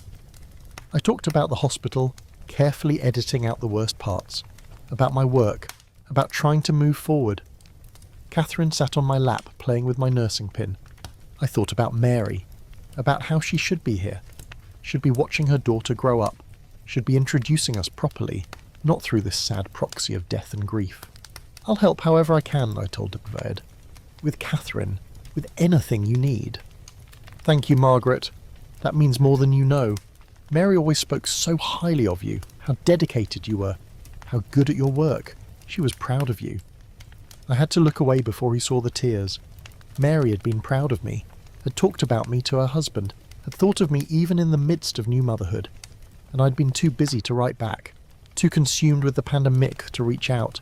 That guilt would never fully leave me. But I could do better going forward, could be present in Catherine's life, could be the Aunt Mary would have wanted me to be. It wasn't redemption, exactly, but it was something, a purpose beyond the hospital, beyond nursing, beyond survival. I started visiting regularly, once a week at first, then twice. I'd hold Catherine while David did chores, read to her from picture books she couldn't possibly understand yet but seemed to enjoy anyway, play peek-a-boo and pat-a-cake, normal, ordinary auntie things. It was healing, in a way I hadn't expected. Catherine represented hope, a future, life continuing despite death. She was too young to know about the pandemic, too young to understand loss. In her world, everything was discovery and joy. Being around her reminded me that such things still existed. At the hospital, I was assigned to work with some of the new nursing students, teaching them the practical skills they'd need: how to change a dressing, how to give an injection, how to talk to frightened patients, how to recognise when someone was declining. One of my students was a young woman named Alice. Eager, intelligent, a bit naive, she reminded me of myself at that age. She asked endless questions, wanted to understand not just the how but the why of everything. Why do we wash our hands so thoroughly between patients, she asked one day. To prevent infection, to avoid spreading disease from one patient to another. But why? I mean, I know we're supposed to, but what's the science behind it? I explained about germs, about how diseases spread through contact, about how something as simple as clean hands could save lives. She listened intently, taking notes. During the pandemic, I added carefully, hand washing was one of the few things we could do that actually helped. Not enough to stop the flu, but it prevented some secondary infections. Some patients died not from the flu itself, but from bacterial pneumonia that set in afterward. Better hygiene might have saved some of them. Alice looked up from her notes. You were here during the pandemic, weren't you? Working through it? Yes. What was it like? There it was again, that question I couldn't answer, not fully, not honestly. It was the hardest thing I've ever done, I said finally. We were overwhelmed, understaffed, running out of everything, and people kept dying no matter what we did. But we kept trying because that's what nurses do. Were you scared? Terrified every day. But fear doesn't excuse us from our duty. She nodded solemnly. I hope I could be that brave if something like that happened again. I hope you never have to find out, I said. I hope we've learned enough from this pandemic to prevent the next one, or at least handle it better. But even as I said it, I wondered if it was true. Would we learn? Or would the lessons fade as the pandemic became history, something in textbooks rather than lived experience? Would future generations be as unprepared as we'd been? In May, the hospital held a dedication ceremony. We were creating a memorial for the staff who'd died during the pandemic. A plaque in the main lobby with their names engraved. 8 nurses, 3 doctors, 12 support staff, 23 people in all. Sarah Mitchell's name was there. I traced it with my finger. She'd been so young, so full of life. Now reduced to a name on a brass plaque, it seemed inadequate. But what memorial could possibly be adequate? The ceremony was brief. The hospital chaplain said a prayer. The hospital administrator spoke about sacrifice and service. We sang a hymn, and then it was over. The dead memorialised, the living expected to move on, but I couldn't move on so easily. None of us could. We carried the dead with us, thought about them, dreamed about them, wondered what they'd have done with their lives if the pandemic hadn't cut them short. After the ceremony, a group of us went to a nearby restaurant, nurses who'd worked through the pandemic together. We didn't talk about it directly. Instead, we talked around it, shared small memories, funny moments that had somehow survived in the midst of horror. Helen told a story about a delirious patient who had insisted he was Napoleon and needed to get back to France immediately. We'd laughed at the time, the absurdity of brief respite from the grimness. Laughing about it again felt like reclaiming something. proof that humour could survive even in the darkest times. Another nurse, Margaret, we'd had 3 Margarets on staff leading to endless confusion, talked about the day we'd run out of thermometers and had to improvise using touch and observation to estimate temperatures. We'd felt like medieval healers instead of modern nurses. But we'd made it work. These stories mattered. They were our testimony, our witness to what we'd survived, and sharing them with each other, with people who understood, was its own form of healing. As spring turned to summer, I felt myself changing, not back to who I'd been before, that person was gone, but into someone new, someone shaped by trauma but not defined by it. Someone who'd seen the worst of humanity and disease but could still find moments of joy, of purpose, of connection. I took on more responsibility at the hospital, started teaching more classes for students, joined a committee working on pandemic preparedness protocols. If we faced this again, we'd be more ready. We had to be. The work was challenging but good. It gave me a way to use what I'd learned, to ensure that all those deaths hadn't been meaningless. If we could save even one life in a future pandemic because of the protocols we were creating now, it would be worth it. In June, I attended a nursing conference in New York, the first time I'd left Philadelphia since the pandemic, the first time I'd been in a large gathering of people without feeling anxious about contagion.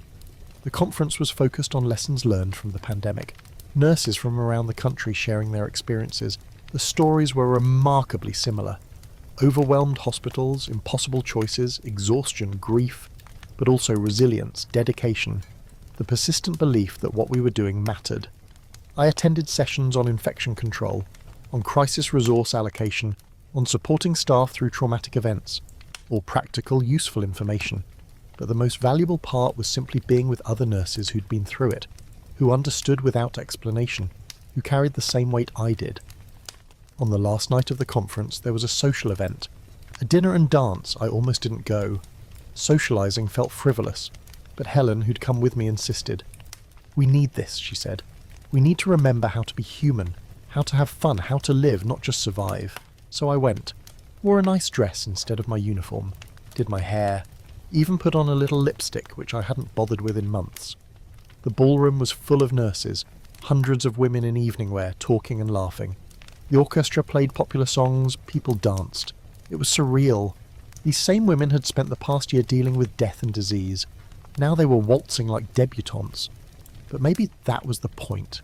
We'd earned this, earned the right to joy, however temporary.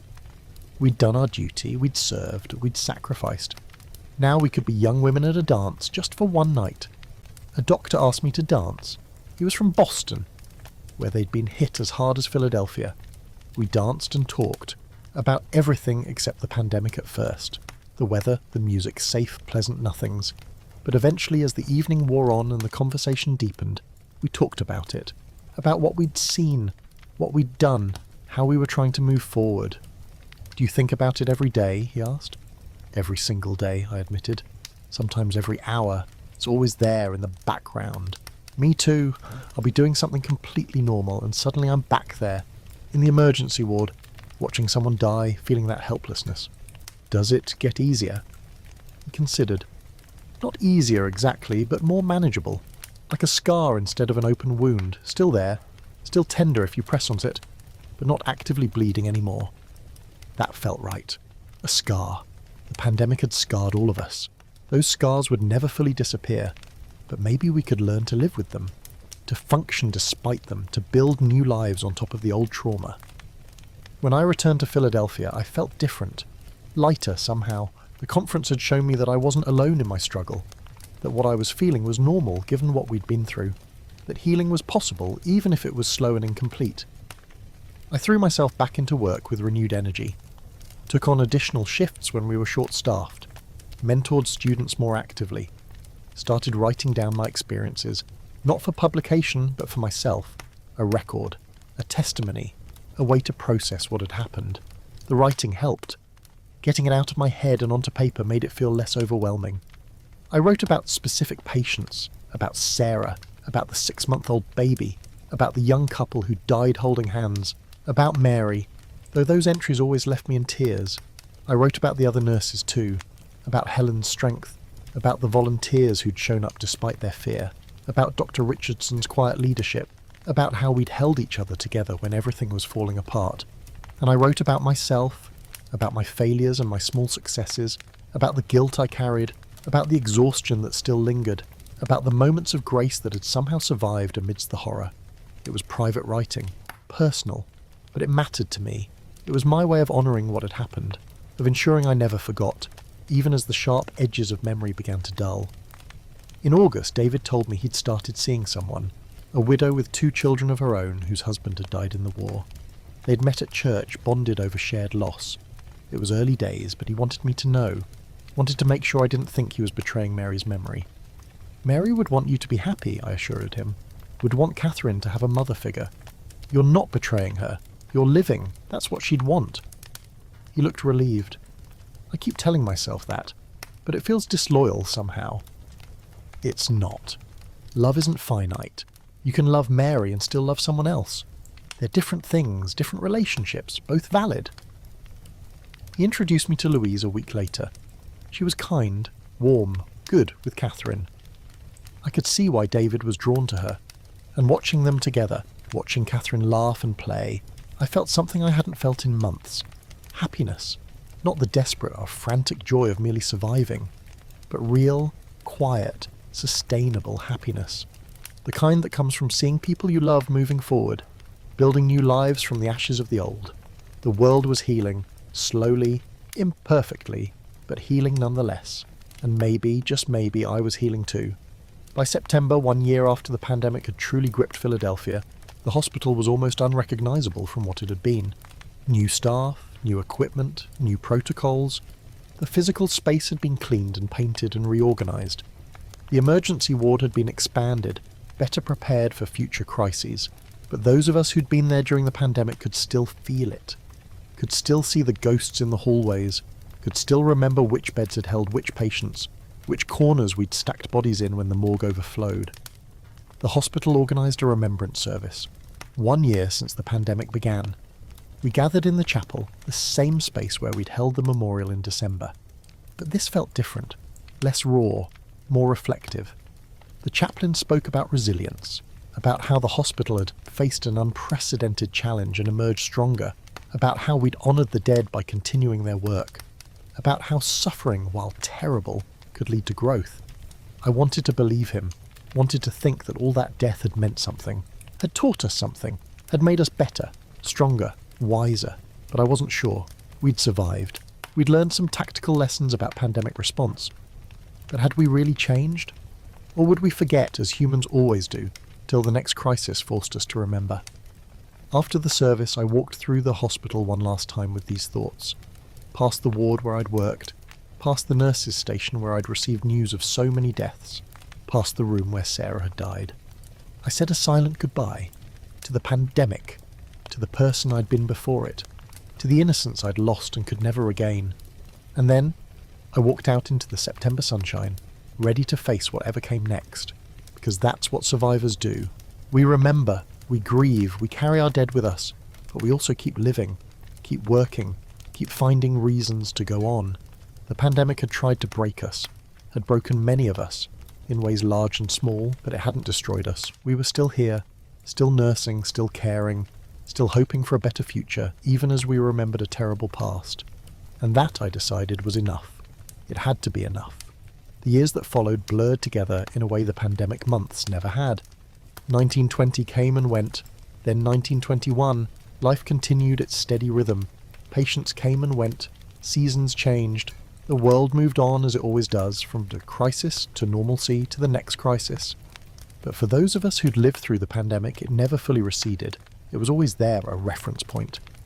We measured our lives in terms of before and after the flu, after the flu, the dividing line that separated who we'd been from who we'd become. I stayed at Pennsylvania Hospital, rose through the ranks slowly but steadily. In 1922, I was promoted to head nurse of the medical ward, the same ward where I'd worked during the pandemic, where Sarah had died, where hundreds of patients had fought for breath. Taking on that role felt like completing a circle. I was now responsible for the same space that had once nearly destroyed me. But I was ready for it. The young, idealistic nurse of 1914 couldn't have handled it. Even the exhausted, traumatised nurse of 1918 couldn't have. but the woman I'd become by 1922 could. I ran the ward with efficiency and compassion, implemented the protocols we'd developed from pandemic lessons, made sure we had adequate supplies, adequate staff, adequate preparation for potential crises. I was perhaps more cautious than necessary, jumped at every cluster of respiratory symptoms, worried about every fever spike, but better paranoid than unprepared. The nursing students I taught learned not just the technical skills, but the why behind them. Why hand washing mattered, why isolation protocols existed, why we documented everything meticulously. I told them stories from the pandemic, carefully edited but still powerful, trying to impart lessons without traumatizing them. Some listened intently, others thought I was being over-dramatic about something that was history, safely in the past. I didn't push. Everyone has to learn their own lessons. I just hoped they never had to learn the way we had. Helen stayed at the paediatric ward and thrived there. She'd been right that children gave her hope. She eventually specialised in infectious diseases in children, becoming one of the hospital's experts on preventing disease spread in paediatric populations. We remained close, bound by shared experience and genuine friendship. We'd have lunch together once a week, usually on Wednesdays, talk about work, life, everything and nothing. Sometimes we'd reminisce about the pandemic, other times we'd actively avoid the topic. Both approaches had their place. One Wednesday in 1923, Helen told me she was engaged to a doctor she'd met at a medical conference. He was older, a widower whose wife had died in the pandemic. They understood each other's grief, she said, could build something new together. I was happy for her, genuinely happy. She deserved joy after all she'd been through. Her wedding later that year was small and quiet, but lovely. A new beginning, proof that life continued. I received an invitation to her wedding and brought David and Louise, who had married the year before. Catherine, now 4 years old, was their flower girl. She took her role very seriously, carefully scattering petals down the aisle with intense concentration. Watching her, I thought about Mary, about how she would have loved to see her daughter in a wedding, how she would have been planning Catherine's own wedding someday. The grief was still there, even after all this time, but it was softer now, less like a knife and more like an ache. Manageable, part of the landscape of my life rather than something that dominated it. Catherine knew me as Aunt Margaret, visited regularly, told me about school and friends and her little half-siblings from Louise's first marriage. She had no memory of Mary, of course, too young when her mother died, but David and Louise made sure she knew about her mother, kept Mary's memory alive. I supplemented their stories with my own, told Catherine about her mother's humour, her kindness, her love of music, made sure Mary remained real, not just a photograph on the wall. In 1924 I turned 32, unmarried, focused on my career. This was unusual for women of my generation. Most of my nursing school classmates had married, many leaving nursing for full-time motherhood. Some had died in the pandemic, others had scattered to different cities, different lives. I was content with my choices. Nursing gave me purpose. My family, including Catherine, gave me connection. I had friends, a comfortable life. It was enough. More than enough, really, given how many hadn't survived to have any life at all. The hospital continued to evolve, new medical discoveries, new treatments, better understanding of disease processes. In 1928, someone discovered penicillin, though it would be years before it became widely available. When I read about it, I thought of all the patients who died of bacterial pneumonia during the pandemic. How many could have been saved with antibiotics? The thought was both hopeful and heartbreaking. Medical journals occasionally published articles about the 1918 pandemic, analysing it with the distance of years, trying to understand what had made it so deadly. I read these articles with mixed feelings. They got some things right, the basic facts, the statistics, the epidemiology. But they missed the human element, the fear, the exhaustion, the moral injury of having to make impossible choices. I thought again about writing my own account, a nurse's perspective, but I still couldn't find the words, or perhaps I couldn't face putting it all down on paper in a way others would read. My private journals would have to suffice. In 1930, the hospital decided to update the memorial plaque, adding more context about the pandemic, explaining what had happened, why we'd lost so many. They asked me to help write the text. As one of the few remaining staff members who'd been there, I struggled with what to say, how to summarise something so vast, so terrible, in a few paragraphs suitable for a plaque. Eventually, I wrote, "In the fall of 1918, a virulent strain of influenza swept through Philadelphia. Over the course of 3 months, this hospital treated more than 2,000 patients, losing more than half to the disease. These dedicated staff members gave their lives in service to others during our city's darkest hour. They represent the thousands of healthcare workers worldwide who died fighting this pandemic. May we honour their sacrifice by remaining ever vigilant against disease and ever committed to the care of our fellow human beings." It wasn't enough, could never be enough, but it was something, a marker, a remembrance, a promise to do better. The plaque was dedicated in November 1930, 12 years after the pandemic's peak. Many of the families of the deceased attended. Sarah Mitchell's parents were there, aged dramatically by grief. They thanked me for remembering their daughter, for honouring her service. I accepted their thanks, though I felt like a fraud. I'd survived. Sarah hadn't. What was honourable about that? But I was learning slowly that survivor's guilt was something to acknowledge and work through, not something that should paralyse me. I'd survived for a reason, to carry on the work, to remember, to testify, to make sure it meant something. By the mid-1930s, most people didn't talk about the pandemic anymore. It had been absorbed into history. Something that happened, was survived, and was now past. The world had moved on to other concerns: the Great Depression, political upheaval in Europe, the slow march toward another war. But those of us who'd been there couldn't forget. We saw echoes of it in every flu season, every respiratory outbreak, every time the emergency ward filled up, even if just briefly. We remembered. We stayed vigilant. We prepared. In 1938, on the 20th anniversary of the pandemic, a journalist contacted me. He was writing a retrospective piece, wanted to interview nurses who had worked through it. Would I be willing to talk? I almost said no. What could I say that hadn't been said? What good would it do to dredge up those memories? But then, I thought about Sarah, about all the others who couldn't speak for themselves. Someone needed to tell their stories. And if not me, then who? I met the journalist at a cafe near the hospital. He was young, maybe 25. The pandemic had happened when he was a child. He had no personal memory of it. "What was it like?" he asked, pen poised over his notebook. The same question I'd been asked 100 times. But this time, maybe because enough time had passed, maybe because I was tired of carrying it alone, I told him, really told him, about the overcrowded wards, the bodies stacked in hallways, the impossibility of the choices we'd had to make, the exhaustion, the fear, the grief. I told him about Sarah, about the 6-month-old baby, about my sister Mary, about the young couple who died holding hands, about all of it. He wrote frantically, trying to capture everything. When I finished, he looked shaken.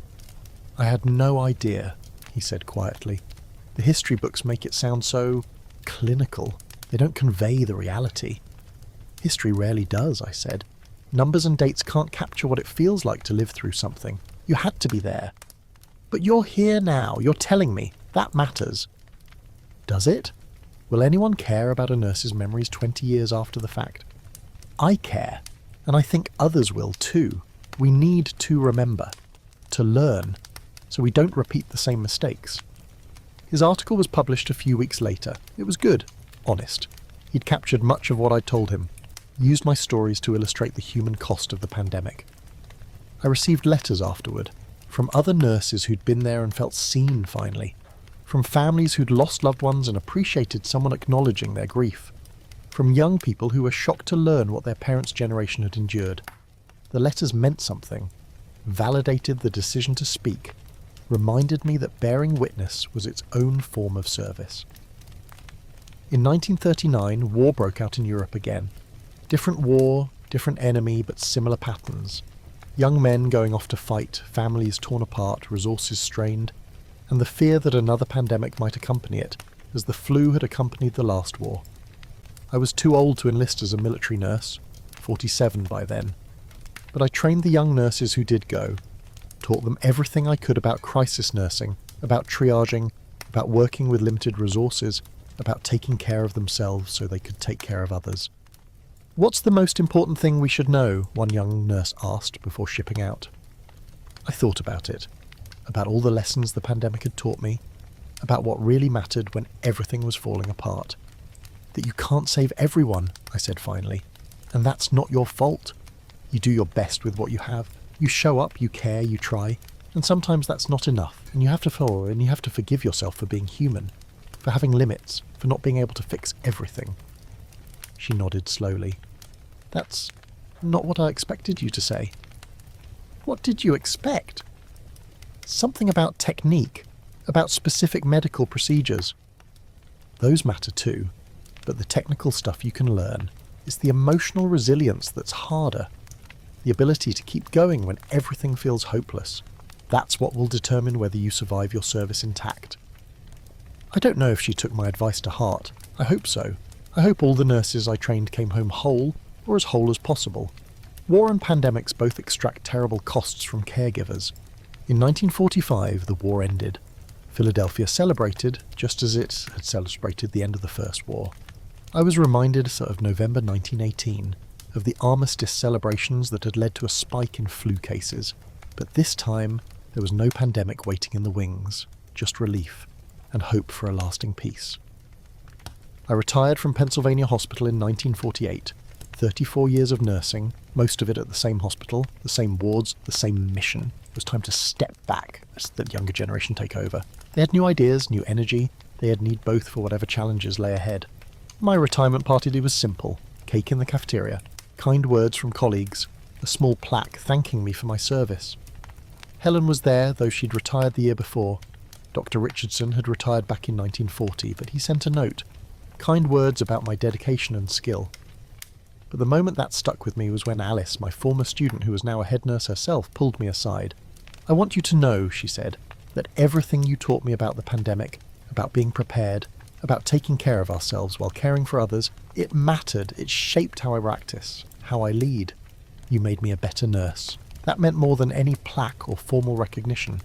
That my experience, my suffering, had been transformed into something useful, had helped the next generation be stronger, wiser, more prepared. I left the hospital that day for the last time as an employee, walked through the lobby where the memorial plaque hung, ran my fingers over Sarah's name one more time, said a silent goodbye to all the ghosts I'd carried for 30 years, and then I walked out into the May sunshine, into retirement, into the next chapter of whatever life I had left. I moved to a small apartment near my parents, spent my days reading, visiting Catherine, now a married woman with children of her own, doing volunteer work. It was quiet, peaceful, strange after decades of hospital intensity. People sometimes asked what I'd done during my career. I'd say I was a nurse, worked at Pennsylvania Hospital. If they pressed for details, I might mention the pandemic, but briefly, not dwelling on it. The years passed. The 1950s gave way to the 1960s. Medical care advanced dramatically. Vaccines, antibiotics, better understanding of disease, things we'd have given anything for in 1918. I wondered sometimes what nursing during the pandemic would have been like with these tools. How many we could have saved with antibiotics for the secondary pneumonia, with oxygen that didn't run out, with ventilators. The speculation was pointless but hard to resist. In 1968, another flu pandemic emerged. Not as deadly as 1918, but serious enough. I was 76 by then, too old to help. But I watched the news coverage with a kind of grim recognition. The overwhelmed hospitals, the exhausted healthcare workers, the mounting death tolls, different virus, different era, but similar patterns. And I thought, we didn't learn enough. We weren't prepared enough. Despite everything we'd been through, we still let another pandemic catch us off guard. But I also saw differences. Better coordination, faster vaccine development, more resources mobilised more quickly. The 1918 pandemic had taught us some lessons. Not enough, perhaps, but some. In my final years, I spent a lot of time thinking about legacy. What would I leave behind? I had no children of my own, my career was over. What mark had I made on the world? Eventually, I realised the mark wasn't singular or obvious. It was in the students I'd taught, who went on to teach others, in the protocols I'd helped develop that saved lives in subsequent crises, in the stories I'd told that kept the memory of 1918 alive, in the small acts of care and compassion I'd performed over thousands of shifts with thousands of patients. I was part of a chain, a long chain of nurses stretching back through history and forward into the future, each of us doing our part, caring for the sick, comforting the dying, bearing witness, persisting. The 1918 pandemic had been my crucible, the thing that tested me and nearly broke me. But it had also defined my purpose, had shown me what I was capable of enduring, had taught me that service, even inadequate service, even service that can't save everyone, still matters. I wrote one final journal entry in 1975. My hands were shaky, my eyesight failing, but I wanted to record this. I am 83 years old. A lifetime has passed since the pandemic. Most who remember it are gone now. Soon I will be too. But before I go, I want to say this. We did our best. We showed up every day. We cared for the sick and the dying. We held hands and wiped foreheads and closed eyes. We bore witness to suffering we couldn't prevent and death we couldn't stop. And it wasn't enough to save everyone, but it was something. It was everything we had, and we gave it willingly. That has to count for something. That has to matter. To all the nurses who came before me and all who will come after, your work matters. Your care matters. You matter. Never forget that. I passed away quietly in my sleep in January 1976, 58 years after the pandemic, 83 years old, lived a long life despite everything, despite the exhaustion and the trauma and the grief. I'd survived, I'd served, I'd persisted. My obituary was brief. Margaret Hayes, longtime nurse at Pennsylvania Hospital, died peacefully. A few paragraphs about my career, a mention of the pandemic years. Nothing dramatic. But at my funeral, something unexpected happened. Dozens of former students came, nurses I'd trained over the decades. They stood up one by one and told stories, about lessons I'd taught them, about compassion I'd modelled, about how I'd shaped their careers and their lives. And Helen, elderly herself now, stood and said simply, "Margaret survived the worst pandemic in modern history and spent the rest of her life making sure we learned from it, making sure we'd be better prepared next time, making sure we remembered the cost. She was a great nurse, but more than that, she was a good person who cared deeply about others. The world is better for her having been in it." Catherine spoke too, about the aunt who'd been present through her whole life, who'd told her stories about her mother, who'd loved her steadfastly, who'd been family when family was needed most. These testimonies became my real memorial, not the plaque in the hospital lobby, not my name in some nursing registry, but the lives I'd touched, the students I'd taught, the patients I'd cared for, the family I'd loved. That was my legacy from the pandemic. Not that I'd survived it, though I had, not that I'd witnessed it, though I did, but that I'd taken the lessons from it and tried to make the world a little bit better. One patient at a time, one student at a time, one day at a time. The 1918 pandemic killed millions, devastated communities, traumatized a generation. It took so much from so many. From me, it took my sister, my innocence, my sense that the world was a safe or fair place. But it also gave me something, a purpose, a calling, a deep understanding of what it means to serve in the darkest of times, and the knowledge that even when we can't save everyone, even when our efforts feel inadequate, showing up still matters, caring still matters, trying still matters. So to anyone who reads this, to anyone facing their own pandemic or crisis, or impossible situation, show up. Do what you can with what you have, care for others, take care of yourself, forgive your limitations, honour your efforts. Remember those who didn't survive, keep going for those who did. That's what I learned from the 1918 pandemic. That's what I carried with me through 58 more years of life. That's what I hope others will carry forward into whatever challenges they face. We endure, we persist, we care, and somehow, impossibly, life goes on. Good night, rest well, and may you never have to face what we faced. But if you do, may you find the strength we found, the resilience, the stubborn refusal to give up even when everything seems lost. Sleep now, dream of better days, and remember that dawn always comes even after the longest, darkest night.